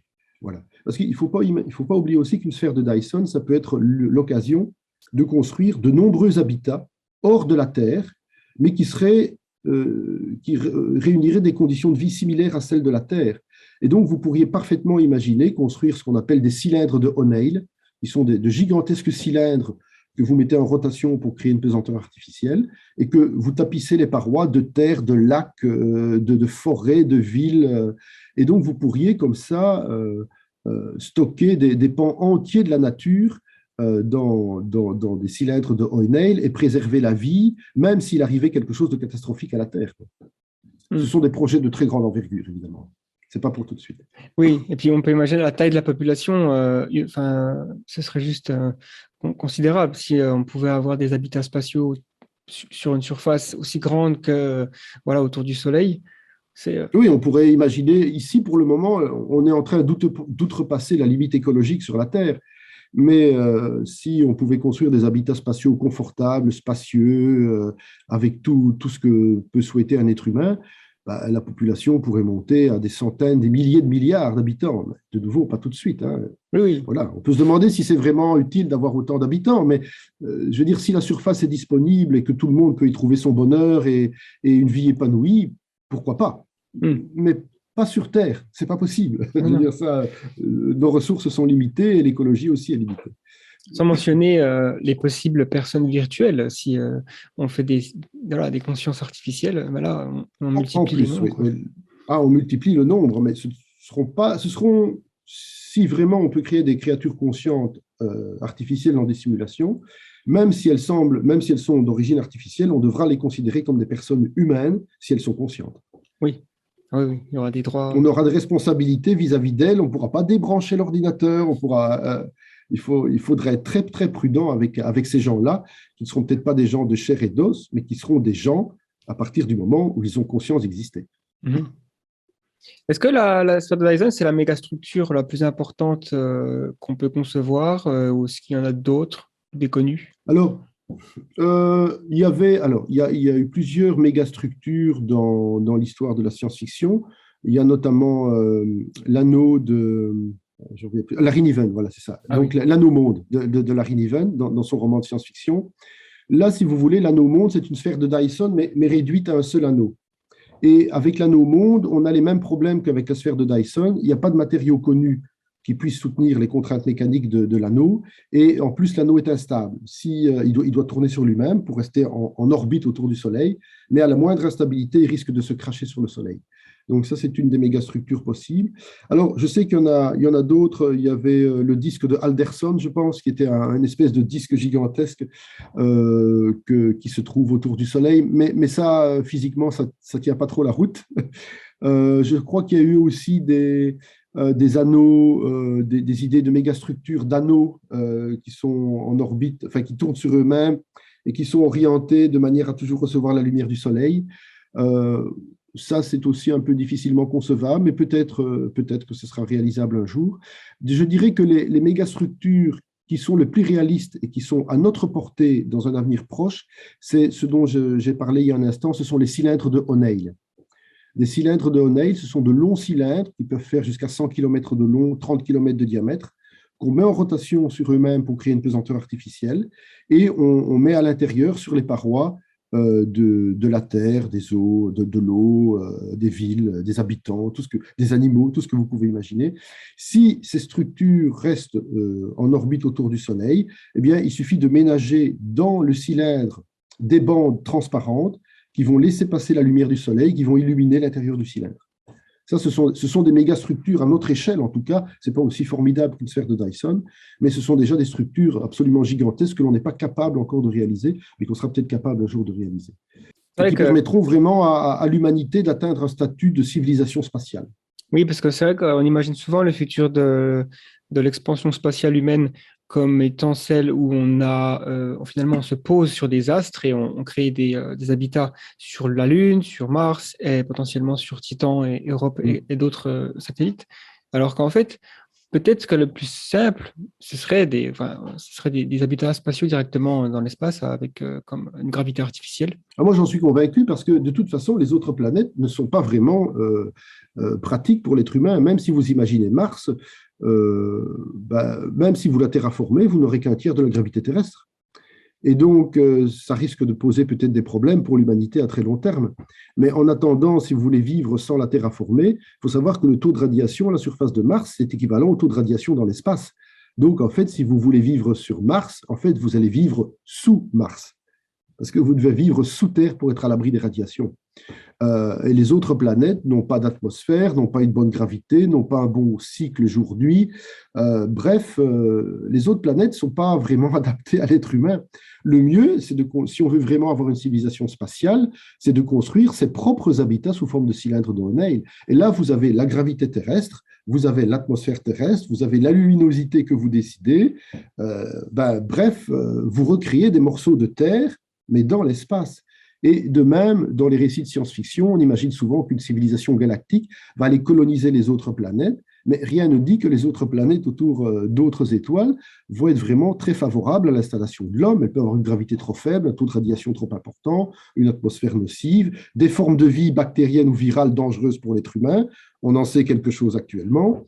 Donc, l'idée, c'est que moi, je pense que si une civilisation de type biologique se développe dans l'espace et va autour d'autres soleils, elles construiront des cylindres de O'Neill autour des autres soleils et utiliseront les matériaux comme les astéroïdes pour les construire. Et je pense que le plus simple, ce serait de garder les planètes des autres systèmes solaires intactes, surtout s'il y a de la vie, de ne pas interférer et de laisser cette vie se développer bien tranquillement et de regarder ça de loin avec des yeux de chercheurs et de curieux, mais pas aller interférer, quoi. Voilà, on peut interférer avec notre propre planète parce qu'on est né dessus. C'est pas pour ça qu'on doit l'interférer avec d'autres planètes. On peut très bien se contenter de les observer de loin, si j'ose dire. C'est souvent, pareil, j'ai l'impression que ça semble être le chemin le plus probable. Oui. Alors, il y aura forcément des explorateurs. On a déjà envoyé beaucoup de missions sur Mars, donc des robots. On fera pareil dès qu'on aura la possibilité sur d'autres astres. Et je pense on va poser le pied sur Mars à un moment donné. Oui, ça, j'en suis convaincu aussi. De là à avoir des villes et une activité économique, sociale, des civilisations, c'est un peu peut-être. Pour moi, ce n'est pas une bonne idée. Qu'on ait des bases permanentes pour faire du travail scientifique, oui, sûrement, là, ça va être vraiment intéressant. Mais pour y vivre, non. Il vaut mieux vivre directement dans l'espace, dans des cylindres de O'Neill. On sera beaucoup plus confortable et beaucoup plus à l'abri des radiations. Les parois du cylindre ne laisseront rien passer. Donc ça, il n'y a pas de problème. On a même calculé qu'à l'intérieur d'un cylindre de O'Neill, vous auriez moins de radiation que vous en recevez sur Terre, parce que la protection des parois serait plus efficace que la protection de l'atmosphère. Certains se sont même posé la question, est-ce qu'il ne faudrait pas réintroduire un peu de matériaux radioactifs dans le sol des cylindres de O'Neill pour rétablir le niveau de radioactivité naturelle? Donc, vous voyez, c'est assez curieux, quoi. Maintenant, il faut quand même dire une chose aussi, on a beaucoup parlé d'êtres humains qui pourraient aller dans l'espace. Il faut aussi tenir compte d'une autre possibilité dont on a un petit peu parlé en parlant des créatures simulées, c'est que peut-être que l'humanité qui conquérera ou qui se répandra, je préfère ce terme-là, qui se répandra dans l'espace et dans la galaxie, ne sera peut-être pas biologique. Ce sera peut-être nos descendants artificiels, in silico, qui feront la conquête pour nous. Alors, ces créatures, si elles sont conscientes, elles auront hérité de notre culture, de nos connaissances, de notre éthique, de notre morale. Je ne vois pas de problème à ce que des créatures artificielles soient en partie, en tout cas, l'avenir de l'humanité. Si elles sont gentilles et sympas avec nous, elles nous conserveront à côté, quoi. Il y aura deux humanités, l'humanité biologique et l'humanité artificielle. Parce que pour une entité artificielle, voyager dans l'espace sera beaucoup plus facile que pour une entité biologique. Nous sommes très, très fragiles par rapport à une machine qui serait une machine consciente. Il y a aussi cet argument qui a été proposé plusieurs fois, c'est que le futur, s'il existe des civilisations avancées dans l'espace, elles sont peut-être post-biologiques, et le premier contact est hautement probable qu'il soit finalement avec une sorte de robot, de sonde extraterrestre, plutôt que ce soit un petit homme vert, comme on dit. Exactement, oui. Il est probable il est beaucoup plus facile pour une entité artificielle de voyager dans l'espace que pour une entité biologique. Si d'autres créatures extraterrestres existent et ont développé des technologies très, très évoluées, elles ont forcément développé les intelligences artificielles. Et il est logique d'envoyer, en tout cas en premier lieu, ces intelligences artificielles à la place de créatures biologiques. C'est beaucoup plus facile. C'est beaucoup, beaucoup plus facile. Ce qui n'empêche pas qu'après, des entités biologiques suivent le même chemin. C'est envisageable aussi, évidemment. Mais les premières entités seront certainement artificielles. Et puisqu'on est sur le sujet des extraterrestres, des civilisations extraterrestres, qu'est-ce qu'une sphère de Dyson nous dit sur l'étude des civilisations extraterrestres, sur le paradoxe de Fermi? Donc, peut-être résumer brièvement ce que c'est que le paradoxe de Fermi. Alors, l'idée, c'est assez simple, en fait. On peut imaginer que des civilisations plus anciennes que nous se sont développées dans la galaxie. Pourquoi on peut imaginer ça? Parce qu'on sait qu'il y a à peu près 8 milliards d'années qu'il existe des planètes rocheuses comme la Terre. Sur ces planètes rocheuses, la vie a pu se développer. Et si on imagine qu'elle a mis à peu près 5 milliards d'années, comme sur Terre, pour produire des entités intelligentes, ça veut dire que potentiellement, il existe des entités intelligentes depuis plusieurs milliards d'années dans notre galaxie. Si certaines d'entre elles ont pu développer une technologie évoluée qui leur a permis de franchir le grand vide interstellaire, eh bien, elles devraient déjà être autour de nous. On devrait déjà les voir, ou en tout cas détecter leurs traces de leur technologie. Or, on ne détecte rien. Et donc, comme on ne détecte rien, on peut se demander s'il y a vraiment d'autres entités extraterrestres intelligentes dans notre galaxie. Ça ne veut pas dire qu'il n'y a pas de vie. Il pourrait y avoir des planètes bourrées de vie microbienne, bourrées de vie animale ou végétale, mais il est possible qu'aucune forme de vie, s'il y en a ailleurs dans la galaxie, n'ait développé une technologie suffisante pour coloniser sa galaxie. C'est ça qu'on appelle le paradoxe de Fermi. C'est s'il existe des entités intelligentes dans la galaxie depuis très très longtemps, pourquoi n'en voyons-nous pas la trace? Or, pour le moment, toutes nos recherches donnent chou blanc. On n'a rien détecté, ni SETI, on n'a détecté aucune manifestation, ce qu'on appelle d'astrotechnique, c'est-à-dire de mégastructures dans l'univers, dans notre environnement proche, en tout cas, on n'a rien détecté. Et donc, il n'est pas impossible que nous soyons seuls dans la galaxie, et peut-être même dans notre groupe de galaxies environnants. Quand je dis seul, ça veut dire seule entité intelligente ayant développé une civilisation technologique. parce qu'il peut y avoir beaucoup de vie sur des autres planètes, mais qui n'ont pas développé de technologie et qui ne sont donc pas détectables par nos moyens actuels. Donc, c'est ça le paradoxe de Fermi. Oui. Donc, il est possible que nous soyons seuls, effectivement. Oui, c'est vrai que moi, c'est le genre de questionnement que j'avais tendance quand j'étais plus jeune à être, j'avais envie d'y croire, forcément, hein, un petit peu à la X-Files, I want to believe. J'étais là à me dire, il y a forcément En fait, c'était plus par rapport au nombre. Je me disais que d'un point de vue statistique, c'était très, très peu probable qu'on soit les seuls intelligents, comme tu dis, civilisation technologique. Mais en fait, récemment, j'ai réalisé quand même que les nombres, ils ne veulent pas dire grand-chose parce qu'on n'a absolument aucune idée de à quoi s'attendre finalement. Est-ce qu'on est la norme ou est-ce que s'il faut une planète sur 10 puissance 15 pour donner une civilisation intelligente, ben, c'est pas surprenant qu'on soit les seuls. Je dois avouer que j'étais un peu comme toi. Moi, je suis fan de science-fiction depuis très, très, très longtemps.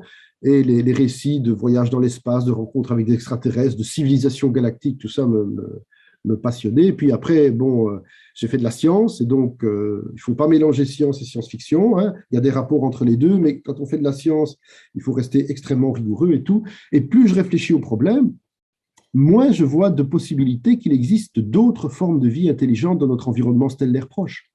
Et donc, je pense que nous sommes seuls. En tout cas, en tant que civilisation technologique évoluée. Ou les premiers. Il y en aura peut-être d'autres qui vont apparaître dans le futur, mais nous sommes peut-être les premiers. Alors, je sais que ça peut paraître arrogant, peut-être, d'imaginer ça, mais simplement, moi, je me confronte aux faits. Nous n'avons aucune trace de technologie extraterrestre dans notre environnement. C'est facile d'imaginer que c'est tout simplement peut-être parce que nous sommes réellement seuls. Quoi. Nous sommes réellement seuls. Oui. C'est vrai que ça va un peu à l'encontre du principe de médiocrité ou de Copernic qui dit que vraiment, faut toujours partir du principe qu'on est une sorte de moyenne. Mais c'est possible. D'ailleurs, la Terre, la planète Terre, il semblerait qu'elle ait quand même des propriétés assez spéciales qui rend peut-être, il y a l'hypothèse de la Terre rare. Oui, mais nous avons le bon diamètre pour retenir une atmosphère et pas de trop. On a un champ magnétique pour arrêter les radiations solaires. Notre Soleil est très stable depuis des milliards d'années. Nous avons une orbite stable. Nous avons une grosse Lune qui a permis de stabiliser l'axe de rotation. Nous avons une grosse Jupiter qui nous a balayé un peu le système solaire des débris qui pourraient venir frapper la Terre de temps en temps.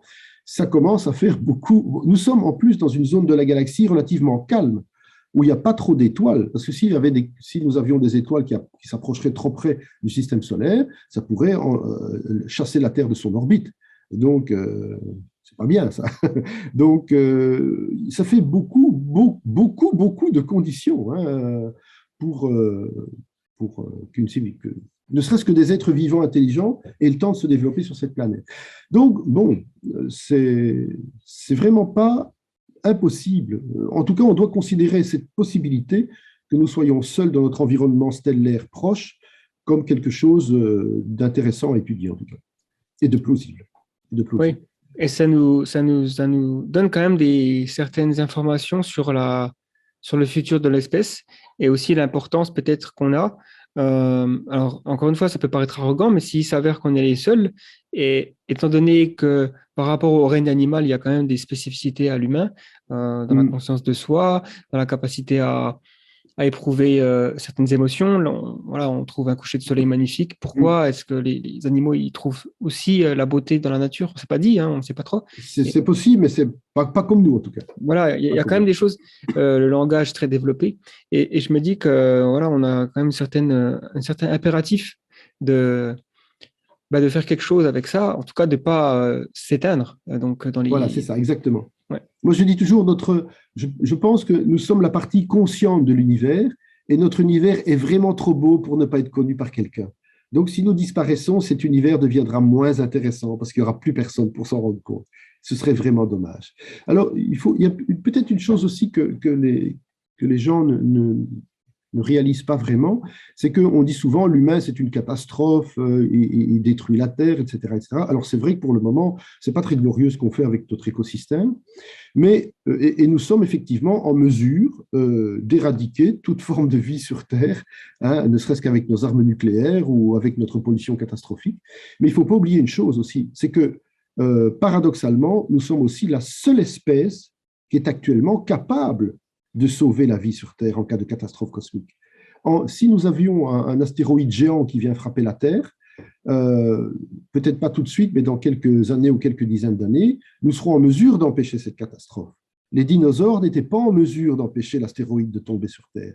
Ils se sont éteints, la vie a continué, mais si vous imaginez un astéroïde un peu trop gros, le choc et l'énergie libérée seront tels que c'est toute la surface de la Terre qui fondra. Et plus aucune forme de vie n'existera sur Terre. Mais l'espèce humaine, elle sera en mesure d'empêcher cette catastrophe dans quelques dizaines d'années. Et si jamais d'autres catastrophes cosmiques menacent la vie et que nous avons atteint une technologie suffisante, nous pourrons mettre cette vie à l'abri. Et nous sommes la seule espèce capable de le faire. Donc, si nous sommes la seule espèce capable de détruire la planète, nous sommes aussi la seule capable de la sauver. Il ne faut jamais perdre ça de vue. Il faut jamais perdre ça de vue, c'est important. Ouais, c'est un très bon point. C'est vrai parce que je reprends souvent ce point, mais plus dans le futur très loin, en me disant que le Soleil, forcément, il va arriver à son terme et devenir une géante rouge, c'est ça, il me semble. Et, oui. Et donc la vie va devenir, les océans vont bouillir et tout ça, mais Oui. on a parlé de sphère de Dyson capable de pousser le Soleil. Là encore, on pourrait peut-être dans plusieurs, voilà, peut-être 1 milliard d'années, je ne sais pas exactement, avoir la technologie pour empêcher la destruction de la planète. Oui, tout à fait. On pourrait bouger la Terre. Ouais. C'est tout à fait possible aussi, comme on peut bouger un Soleil. Mais on peut tout simplement, si la Terre, ça s'avère une tâche impossible ou trop difficile, on peut parfaitement imaginer construire des milliers, des millions de cylindres de O'Neill et préserver la vie à l'intérieur de ces cylindres et puis mettre ces cylindres assez loin du Soleil pour qu'il n'y ait pas de danger, quoi, tout en continuant à recevoir de l'énergie du Soleil. Mais ça, il faut une espèce consciente et qui possède une technologie extraordinairement élevée pour être capable de faire ça. Et ça, oui, ce sera peut-être la responsabilité de l'être humain dans un futur plus lointain, quoi. Oui. Nous avons une responsabilité vis-à-vis non seulement des générations futures, mais de toute forme de vie sur Terre. Je pense qu'il faut jamais oublier ça de point de vue. On fait des grosses conneries parfois, mais on fait des belles choses aussi. Il faut espérer que les belles choses l'emporteront sur les imbécilités. Oui, j'ai l'espoir quand même qu'on y arrivera. Il y a une course, comme certains disent, entre la sagesse et notre technologie. Oui. Et par exemple, l'arme nucléaire, c'est une technologie peut-être du 22e siècle qui a atterri dans le 20e siècle par circonstances et tout ça. On n'était peut-être pas prêt. On a évité jusqu'ici la grosse bavure, mais bon, c'est pas dit que ça continue et on ne sait pas quelles autres technologies vont émerger, comme l'intelligence artificielle. Est-ce qu'on est prêt ou pas? Oui, non, mais l'arme nucléaire est une arme de destruction massive, mais c'est aussi ce que j'appelle un outil de protection massif. Parce que si jamais un jour on doit détourner un astéroïde de sa course, les explosifs nucléaires vont nous être extrêmement utiles, hein. L'idée n'est pas de faire éclater le caillou, mais de faire exploser les bombes à proximité pour que les débris de la bombe aillent gentiment impacter l'astéroïde pour le détourner de sa course. Et ça, on peut le faire avec des armes nucléaires, hein. Donc, il ne faut pas... bon, ok, c'est le diable pour le moment, mais ça pourrait être autre chose dans le futur, quoi. Donc, cette technologie n'est pas forcément mauvaise en soi, hein. C'est l'utilisation qu'on va en faire qui sera bonne ou mauvaise, quoi. Oui, bon, mais puis, si on réduisait un peu le stock d'armes sur Terre actuellement, ce ne serait pas plus mal, hein. On n'a pas besoin de milliers de bombes nucléaires pour sauver l'espèce humaine, hein. Quelques-unes seront suffisantes, c'est tout, et entre de bonnes mains. Et on n'a pas non plus besoin de les mettre en alerte permanente sur des silos. Exactement. Sujet à erreur.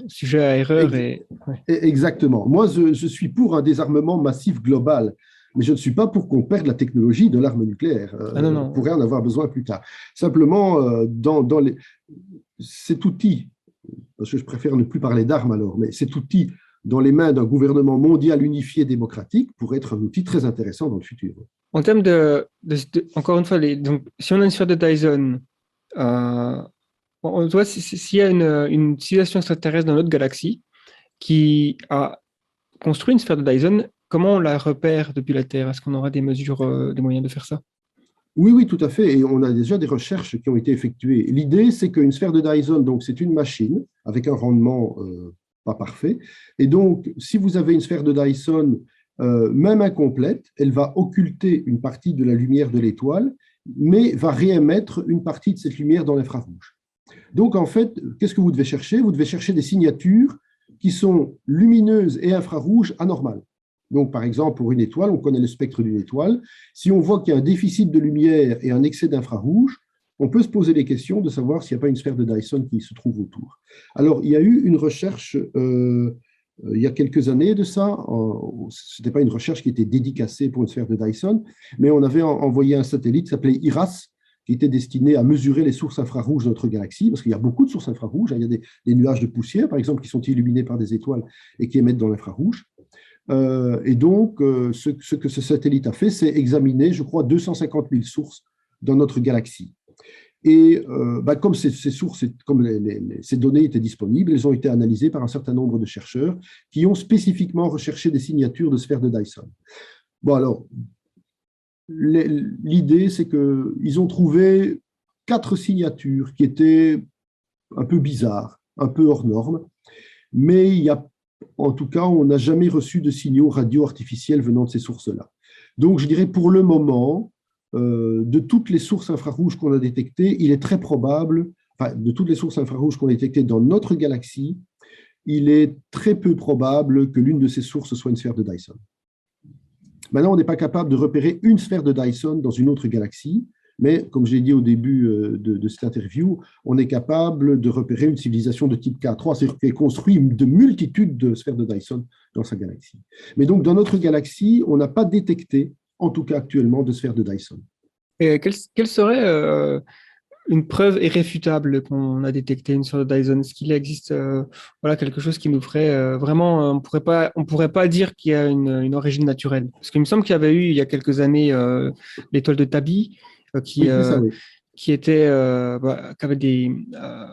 la variation de lumière qui était un peu curieuse, oui. Exactement, et donc on s'est demandé ce que c'était, et puis il y a eu forcément une explication d'origine artificielle, et donc ça fait la une des journaux, comme souvent, c'est le genre de choses qui va se répandre très vite. Mais est-ce que depuis, il y a eu des mesures faites Non, il n'y a pas eu d'autres mesures, à ma connaissance, de campagne de recherche de sphères de Dyson parmi les sources infrarouges. Disons qu'il y a 2 possibilités. Ou bien nous avons de la chance, et il y a une sphère de Dyson qui n'est pas trop loin de nous, et avec un télescope peut-être comme le James Webb Telescope qui va être lancé très bientôt, qui est justement un télescope dédicacé à l'infrarouge, on pourrait peut-être avoir une signature nette qu'il s'agit d'un signal artificiel. Mais c'est peu probable.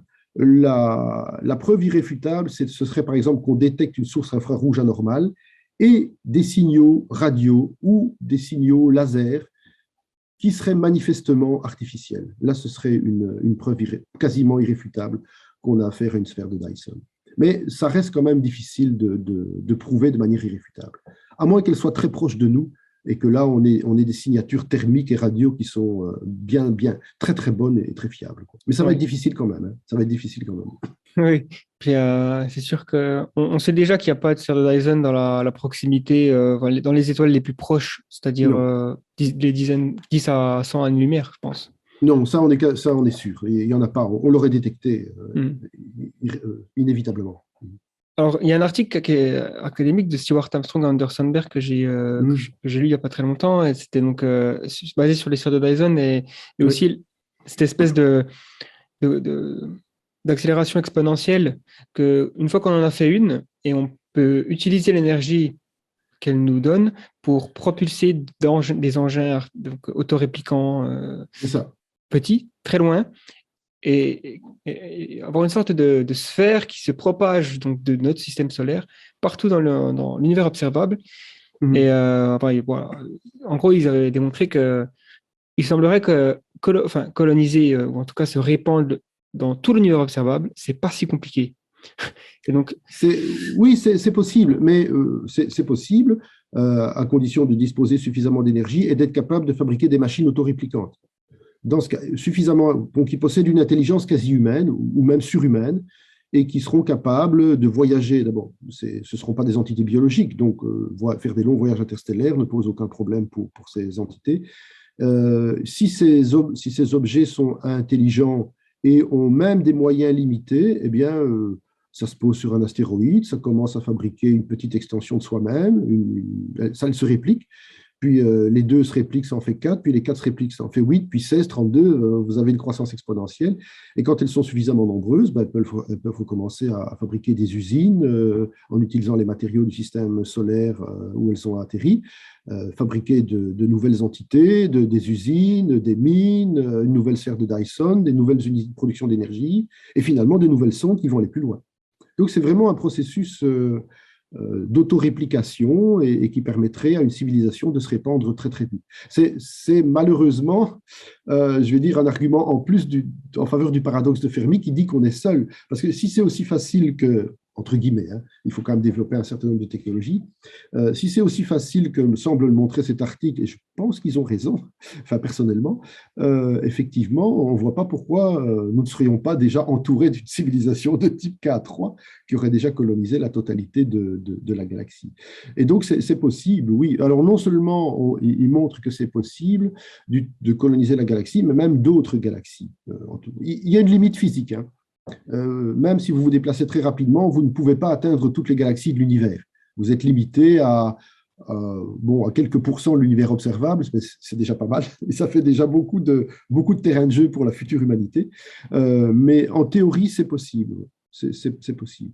Donc, on pourrait imaginer que si une civilisation de type K3 s'est développée dans un environnement proche, elle aurait déjà pu envoyer des sondes vers notre galaxie et est en train de construire une civilisation de type K3, leur civilisation de type K3, dans notre propre galaxie. Ouais, c'est vertigineux, c'est vrai que ça... Oui, c'est vertigineux, mais on ne contredit aucune loi de la physique que l'on connaît. On fait des extrapolations technologiques, mais ce n'est pas si invraisemblable que ça. Moi, je dis toujours, imaginez que vous retourniez dans le passé. Vous voyez un homme préhistorique et vous lui dites, voilà, on va construire un avion qui va vous transporter de l'autre côté de l'océan. Il va vous dire, c'est pas possible, c'est de la magie, il n'y a pas assez de métal sur Terre pour faire ce genre de choses. Enfin, il va trouver des tas de bons arguments pour vous dire que ce ne sera pas possible. Et pourtant, on l'a fait. Donc, voilà, si on ne fait pas trop de bêtises, qu'on ne se détruit pas et qu'on continue à progresser, je ne vois pas pourquoi cette étape serait inaccessible à l'être humain. Oui, et ce qui est encore plus surprenant, c'est que tout ce qu'on a dit, c'est finalement assez conservateur, puisque ça se base sur les lois de la physique qu'on connaît aujourd'hui, les technologies qu'on est capable d'envisager. Donc, ça laisse tout un champ d'inconnus qui vont vraiment qui pourrait nous sembler être de la magie totale, quoi, finalement. Oui, c'est ça. Oui. Je crois que c'était une des lois d'Arthur Clarke. Toute technologie suffisamment avancée est indiscernable de la magie. Alors, oui, il n'y a pas de magie là-dedans, évidemment, mais c'est vrai que si vous retournez dans le passé, au Moyen-Âge, vous montrez un smartphone, une lampe, un avion, une voiture, c'est de la magie. Je suppose que si un être du futur pouvait rejoindre notre époque et nous montrer ces technologies, ça nous semblerait magique aussi. Mais donc, c'est simplement une technologie plus avancée que la nôtre. Mais c'est vrai que dans tout ce qu'on a raconté ici, on est assez conservateur finalement, parce qu'on ne parle que de technologies que soit on maîtrise déjà, soit que l'on peut imaginer maîtriser dans un futur relativement proche. Oh, bah, c'est fascinant. Donc, le futur sera plus vertigineux qu'on l'imagine, à mon avis. Oui, et c'est aussi une question, en termes de timeline, c'est souvent, je ne sais plus comment ça s'appelle, c'est une sorte de principe qui dit qu'on a tendance à surestimer les avancées sur le futur à court terme et sous-estimer le moyen terme. C'est-à-dire, on se dit qu'en 2050, les choses seront un peu préparées qu'aujourd'hui. Par contre, on a tendance à se dire qu'en 2025, il y aura des bouleversements pas possibles. Alors qu'en fait, c'est l'inverse. C'est souvent l'inverse qui se produit, oui. Oui, c'est souvent l'inverse. Oui, évidemment, ici, on fait un peu de futurologie. En général, les futurologues se trompent toujours, donc sans doute qu'on se trompe en partie sur tout ce qu'on raconte. Mais c'est quand même du domaine, il faut bien le dire, du plausible. Oui. On peut employer ce mot-là, plausible, tout à fait. Alors maintenant... Donc, comme j'avais dit au début de l'émission, partons sur la physique quantique. Donc là, on fait un détour dans l'infiniment petit. Donc, c'est ta discipline première. Oui. Donc, je sais qu'en physique quantique, aujourd'hui, il y a deux interprétations. Enfin, il y a plusieurs interprétations, mais finalement, je ferai un très mauvais vulgarisateur scientifique en cherchant à expliquer un petit peu les détails de ça. Donc, je vais te laisser un petit peu aussi poser les bases. Et mieux comprendre ses positions et aussi savoir finalement si tu es plus Copenhague ou Everett, par exemple. Alors, la mécanique quantique, je dirais que la principale caractéristique de la mécanique quantique, donc c'est une mécanique qui est applicable en général aux objets infiniment petits, enfin très petits comme protons, neutrons, électrons, certaines grosses molécules, ça marche aussi. Je crois que principale caractéristique de la mécanique quantique, c'est qu'un état, un système peut se trouver dans une superposition de plusieurs états. Alors, ça veut dire quoi ça? Ça veut dire qu'une particule peut a priori exister à deux endroits différents. Elle peut être dans deux états d'énergie différents. Mais c'est une superposition, je dirais, potentielle. C'est-à-dire que si vous avez un système qui est dans une superposition de deux états, un état A, un état B, au moment où vous allez mesurer cet état pour savoir s'il est dans l'état A ou s'il est dans l'état B, vous allez trouver l'état A ou vous allez trouver l'état B, mais avec une certaine probabilité. Et vous ne pouvez pas savoir avec précision quand vous faites une mesure si vous allez trouver l'état A ou si vous allez trouver l'état B. Mais ces deux états sont potentiellement superposés sur l'état et c'est au moment de faire la mesure que vous réalisez l'état. Donc vous obligez l'état à choisir soit A, soit B. Et si vous avez un très, très, très grand nombre de systèmes parfaitement identiques, sur chacun de ces systèmes, quand vous allez faire une mesure, vous n'allez jamais pouvoir déterminer si vous allez trouver ou A ou B, mais quand vous allez regarder en moyenne, eh bien, vous allez pouvoir dire qu'en moyenne, vous allez trouver A, je ne sais pas moi, 25% du temps et B, 75% du temps. Et donc, vous saurez que votre état était dans une superposition 25% A, 75% B. Mais vous ne pouvez juste avoir accès qu'aux valeurs moyennes. Et quand vous faites une mesure, vous avez un état ou un autre, mais vous êtes impossible de dire avec certitude si vous allez trouver A ou si vous allez trouver B. Vous pouvez simplement donner une probabilité de trouver cet état. Ça, c'est le grand mystère de la mécanique quantique, je dirais. C'est ça qui taraude les chercheurs depuis très très longtemps. Alors, ne nous y trompons pas. Quand on dit, Feynman avait dit, je peux dire avec certitude que personne ne comprend la mécanique quantique, il faut bien comprendre ce que ça veut dire. Ça. La mécanique quantique est mathématiquement parfaitement bien établie. Et les prédictions que l'on fait avec la mécanique quantique sont en parfait accord avec toutes les mesures que l'on peut faire. Donc, il n'y a aucun problème, on maîtrise. Mais on n'arrive pas à interpréter correctement. Ou plutôt, plusieurs interprétations existent, mais aucune des interprétations physiques que l'on peut donner de cette théorie ne modifie cette théorie. Donc, les prédictions sont toujours les mêmes, les expériences sont toujours les mêmes, il n'y a pas de problème. C'est simplement qu'il existe des interprétations différentes et on ne sait pas si une interprétation est plus proche de la réalité que l'autre. Mais c'est uniquement au point de vue interprétation que les physiciens ne sont pas d'accord. Au point de vue de la théorie, au point de vue de l'expérience, il n'y a aucun problème, tout le monde est d'accord. Parce qu'en fait, effectivement, la description que tu viens de faire sur la superposition d'états quantiques, ce n'est pas quelque chose qu'on trouve dans le monde macroscopique autour de nous. Non, donc, non. C'est pour ça qu'on a besoin d'expliquer comment ça se fait qu'il y a une différence. Nous ne sommes pas quantiques, heureusement d'ailleurs, sinon on aurait des problèmes, mais nous sommes faits de particules quantiques. Alors, c'est ça justement, c'est le problème, c'est de savoir comment est-ce qu'on passe du comportement quantique au comportement classique, c'est-à-dire non quantique. Alors, on n'a pas encore tout compris à ce niveau-là, hein, mais il y a une théorie intéressante qui s'appelle la décohérence et qui permet de comprendre en partie ce qui se passe. En fait, l'idée, c'est qu'un système physique n'est jamais complètement isolé. En tout cas, nous ne sommes pas isolés. Moi, en ce moment, je suis bombardé par des milliards de particules de l'atmosphère, par des milliards de photons qui viennent de l'éclairage, et donc mon corps est constamment en interaction avec le milieu extérieur. Et l'idée, c'est que quand un objet quantique est en interaction constante avec un milieu extérieur, c'est comme s'il était tout le temps en train d'être mesuré. Et donc, bien sûr, il est a priori dans une superposition, mais les interactions avec le milieu extérieur font que le système est réduit à une des composantes dans lesquelles il est superposé. Et comme ça se produit tout le temps, on est tout le temps réduit à une composante bien déterminée. Ça, c'est la théorie de la décohérence qui semble fonctionner, mais ce qu'on ne comprend pas encore, et on ne sait même pas s'il y a quelque chose à comprendre à ce niveau-là, c'est, OK, vous êtes tout le temps mesuré et votre superposition est tout le temps détruite par les interactions avec le milieu extérieur. Mais qu'est-ce qui fait que un des états de la superposition est choisi et pas un autre? Ça, on ne sait pas. Ça, on ne sait pas. Donc, si vous avez un état, par exemple, qui est dans une superposition d'états A et B, il peut être dans une superposition de deux états. L'interaction avec le milieu extérieur fait qu'il est tout le temps mesuré dans l'état A, mais on ne sait pas pourquoi, au départ, l'état A a été choisi et pas l'état B. Donc, la décohérence n'explique pas tout, mais elle permet de comprendre pourquoi un système quantique, quand il est en interaction avec de nombreux autres systèmes quantiques, se comporte comme un système classique.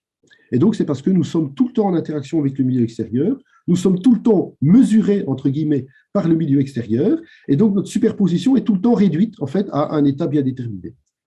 Et donc, c'est pour ça que nous sommes classiques, finalement.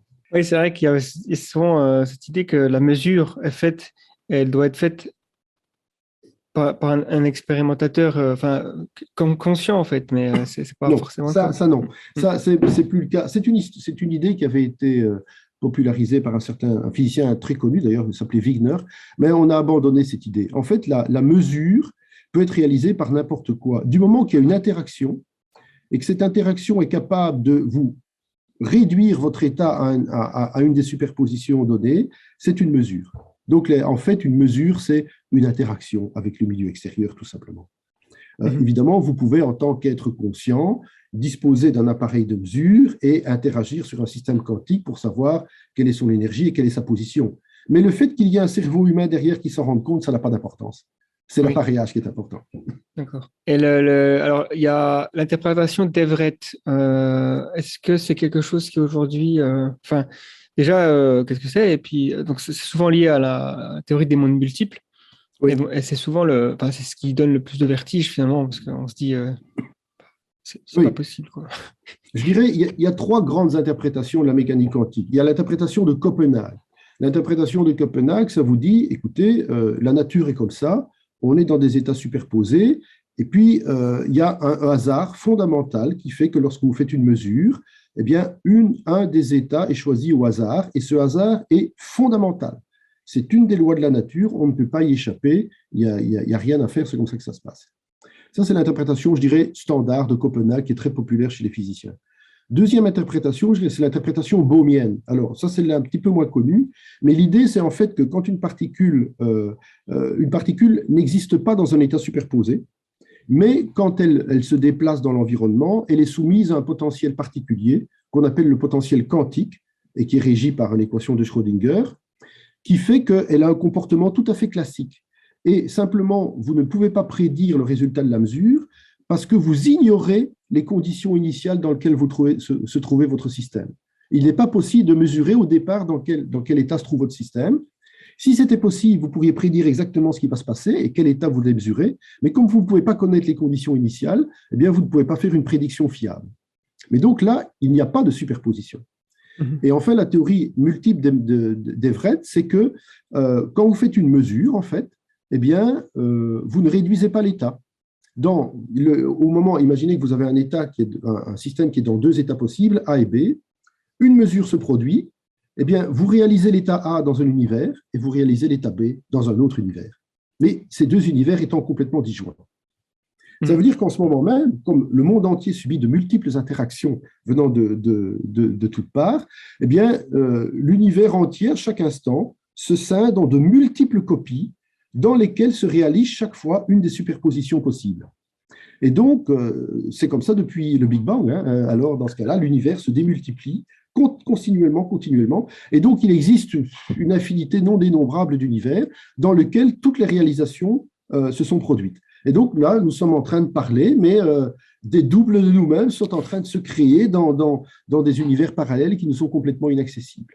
Alors, OK, ça peut sembler délirant, mais ça ne contredit pas les lois de la mécanique quantique que l'on connaît. Alors, ça ne prédit pas plus que l'interprétation bohmienne ou l'interprétation de Copenhague. On ne peut pas faire la différence. Ce sont juste des interprétations d'une même théorie qui a les mêmes formules mathématiques et qui a les mêmes résultats expérimentaux. Mais on ne sait pas.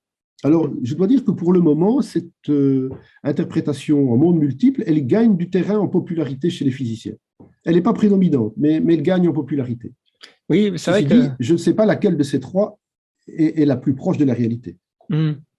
Et si on n'a pas une autre qui n'est pas encore venue et qui va nous révéler quelque chose dans le futur, quoi. Parce que j'ai lu un livre de Sean Carroll, donc un physicien américain qui a écrit un livre Something Deeply Hidden, je crois. Et donc il explique, lui c'est un Everettien, comme ils disent. Oui. Et il me semble que son argument, c'est que finalement l'interprétation d'Everett, c'est celle qui demande le moins c'est celle qui dérive le plus directement de la physique quantique d'une certaine façon, parce qu'il n'y a pas, voilà, il y a pas de réduction Voilà. il n'y a pas de décohérence, quoi. Donc, C'est tout à fait d'accord, mais il y a un prix à payer. C'est-à-dire que vous enlevez vous n'avez plus besoin de la décohérence, vous n'avez plus besoin de ce qu'on appelle la réduction du paquet d'ondes, qui est en fait le fait qu'une mesure se réalise au hasard. Mais d'un autre côté, il y a un prix à payer, c'est la multiplication à l'infini des univers. Voilà, donc tout a un prix dans la vie. Donc même l'interprétation des vrais a un prix. Alors très honnêtement, moi je suis pas un penseur de la mécanique quantique, je suis un utilisateur. C'est ce que j'explique à mes étudiants.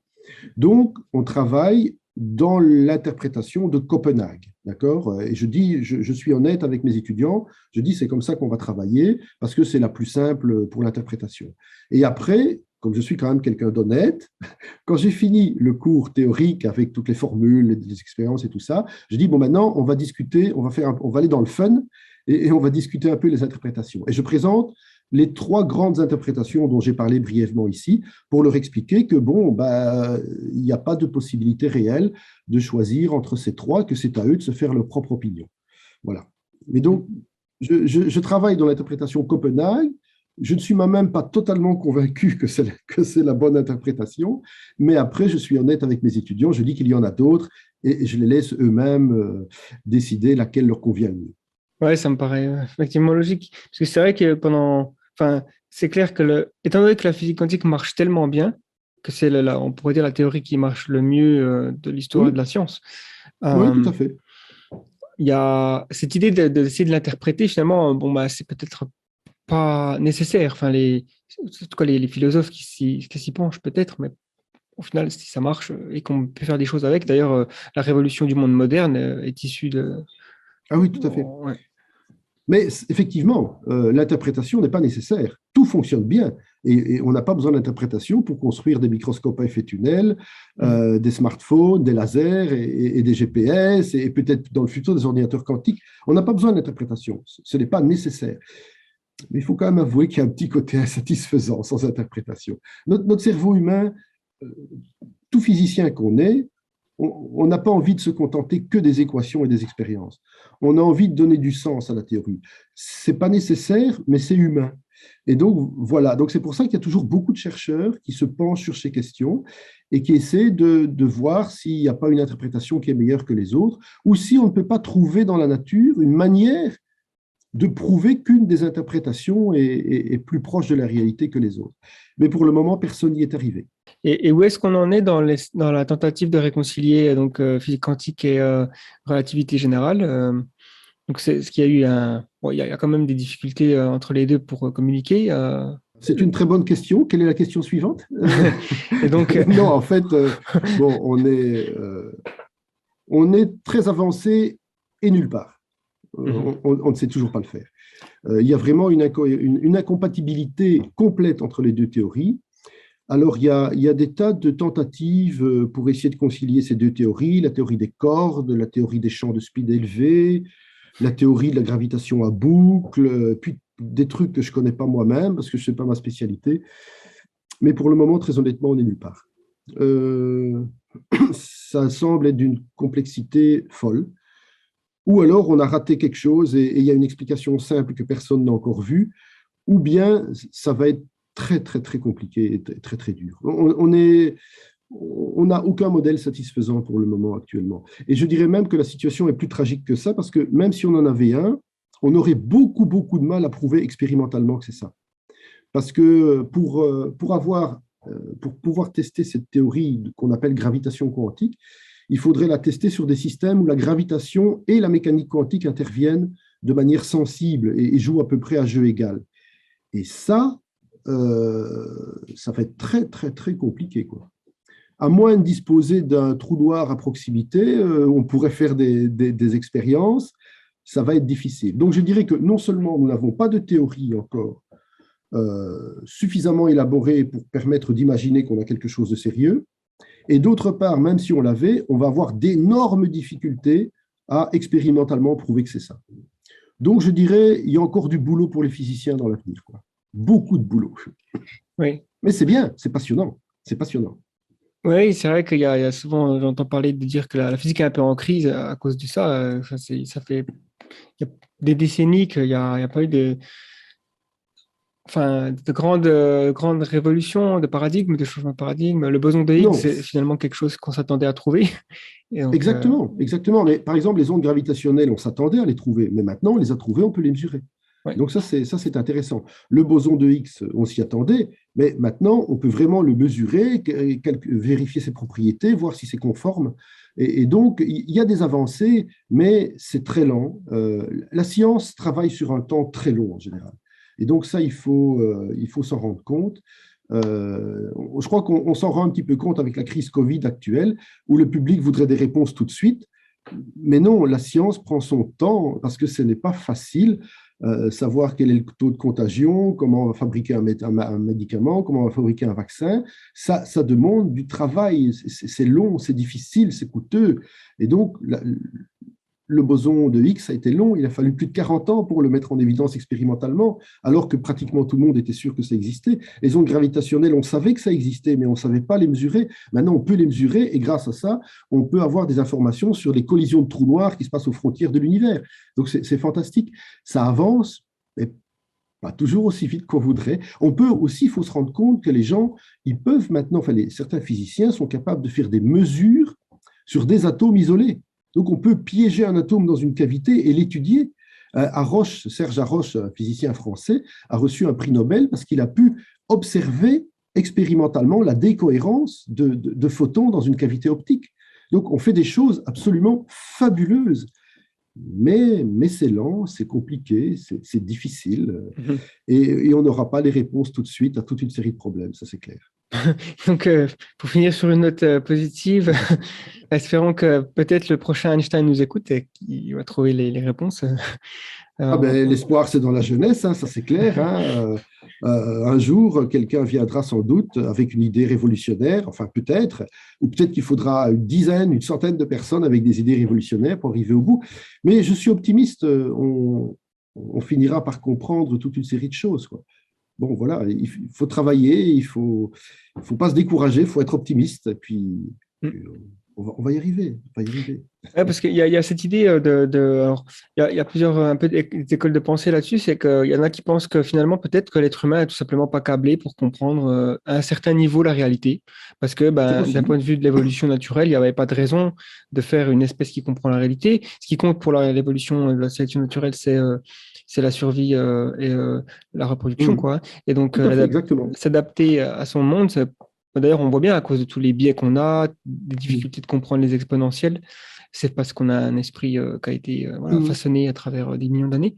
D'un autre côté, il y a un physicien, David Deutsch, qui dit il pense qu'on a la seule espèce sur Terre à avoir une sorte de capacité infinie à comprendre. C'est assez compliqué à résumer. Il parle d'universalisation, il me semble. Je connais les travaux de Deutsch, hein, c'est un physicien assez remarquable. Je ne suis pas toujours d'accord avec lui, mais je dis toujours à mes étudiants, vous savez, le cerveau humain, il n'est pas fait pour conduire une voiture. Hein. Il n'a pas été prévu pour ça, pourtant on a appris. Vous, votre cerveau, il n'est pas fait pour comprendre la mécanique quantique, a priori, mais vous allez apprendre avec moi. Et donc, vous allez comprendre ça. Et donc, je pense que notre cerveau peut apprendre à faire des choses. En fait, on a un cerveau qui est anormalement développé, en fait. Hein. C'est presque inutile d'avoir autant de matière grise juste pour survivre. Et donc, comme on en a développé beaucoup, on fait autre chose. On fait de la culture, on fait de la science, on fait des arts. Voilà, on fait des tas de trucs intéressants. La gastronomie, c'est pas nécessaire pour manger, hein, pour vivre. Pourtant, on l'a inventé, quoi. Donc, voilà. Donc, le romantisme, c'est pas nécessaire à la reproduction de l'espèce. Hein. Pourtant, on l'a inventé aussi, et personne ne s'en plaint d'ailleurs. Donc, voilà. Donc, on a un gros cerveau qui est capable d'apprendre. Alors, je ne suis pas convaincu, comme tu le disais tout à l'heure, peut-être que notre cerveau a une capacité infinie à comprendre. Ça, on a un volume limité dans notre boîte crânienne, on a un temps de vie limité pour chacun d'entre nous, donc on a sans doute des limites naturelles. Je ne pense pas que pour le moment, nous ayons atteint ces limites naturelles. Je pense qu'il y a encore moyen de comprendre des tas de choses. Et je dirais que même quand nous les atteindrons, on a une solution, c'est de construire des intelligences artificielles qui seront beaucoup plus performantes que nous et qui nous aideront à résoudre les problèmes que notre cerveau limité ne pourra peut-être pas résoudre. Voilà, parce que même si notre cerveau est limité pour comprendre un certain nombre de choses, il n'est pas limité, a priori, pour construire un cerveau plus performant qui pourra comprendre plus de choses. Bien sûr, et en attendant cette étape où on aura des intelligences artificielles pures, il y aura aussi la possibilité d'augmenter notre propre intelligence grâce.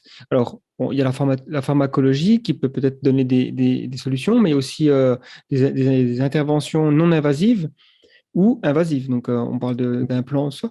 Et peut-être que voilà, c'est une sorte de fusion entre les deux qui pourrait se produire. Peut-être qu'on pourra faire des liaisons. La pharmacologie, j'y crois pas trop, mais des liaisons cerveau-ordinateur, c'est pas impossible dans le futur. Donc, attention aux bugs et aux pirates. Alors, dans ce cas-là, je voudrais pas me faire hacker ma boîte crânienne quand même. Ah oui, ça c'est enfin, bon, on peut imaginer des prolongements du cerveau humain par des ordinateurs, mais je pense que de toute façon, les intelligences artificielles, quand elles seront vraiment au point, nous battront à plat de couture de ce point de vue-là.